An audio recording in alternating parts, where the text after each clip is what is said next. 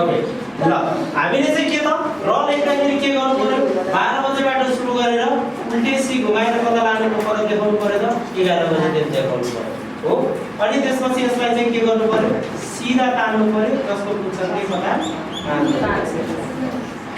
है यसो गर्यो भने चाहिँ के त र राम्रो हुन्छ अब हेर्नुस् है त अब यसरी र हुनको लागि तपाईले कपीमा कसरी मेजर गर्ने भन्ने कुरा हो तपाईको यहाँ 12 राख्नु भयो भने यहाँ तपाईको 6 हुन्छ यतापट्टि 11 हुन्छ र यतापट्टि 5 हुन्छ हो मिल्यो है अब हाम्रो चाहिँ के हुनु पर्छ भन्दा र लेख्दाखेरि यसरी चाहिँ के त उल्टे सी फर्काएर 11 बजे देखाउनु पर्यो र यसरी तान्दाखेरि के त 5 बजेतिर चाहिँ आउनु पर्यो यो कुरा चाहिँ के त हामीले एकदमै याद गर्नु पर्यो र हाम्रो र राम्रो हुनको लागि चाहिँ के त किन डिपेन्ड गर्छ त भन्दा यो 12 देखि 11 बजे फर्किएको सी ले चाहिँ डिपेन्ड गर्छ है सुन्नु भएको छ नि यो 12 बजे देखि 11 बजेतिर फर्किएको उल्टे सी ले चाहिँ डिपेन्ड गर्छ है तपाईले कसरी फर्काउनु भएको छ भन्ने कुरा यदि तपाईले फेरि यसरी फर्काउनु भएको छ भने फेरि हुँदैन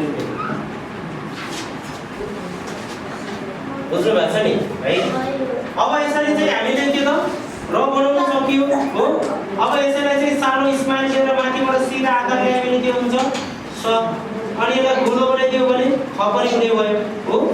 अनि गोलो भेटाइदिएर अगाडिको भाग चाहिँ यो अगाडिको भाग गोलो बनाएर बिचको गोलो भेटाइदियो भने के बन्ने भयो स पनि हुने भयो यही भागलाई चाहिँ हो तलपट्टि 5 बजेतिर नजाएर स्माइल दियो भने के हुन्छ स पनि हुन्छ है ल अब चाहिँ यसलाई चाहिँ के त सानो स्माइल दिएर माथिबाट सिधा लाइन ल्याएर जोड्दियो भने के हुने भयो ए पनि हुन्छ हैन हो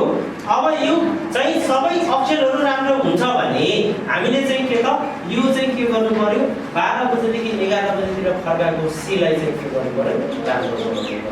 है यो कुरा चाहिँ याद गर्नु यो कर्वको भागलाई चाहिँ के त वक्र भागलाई अथवा कर्वको भागलाई चाहिँ यसरी राम्रो गर्नु पर्छ है ल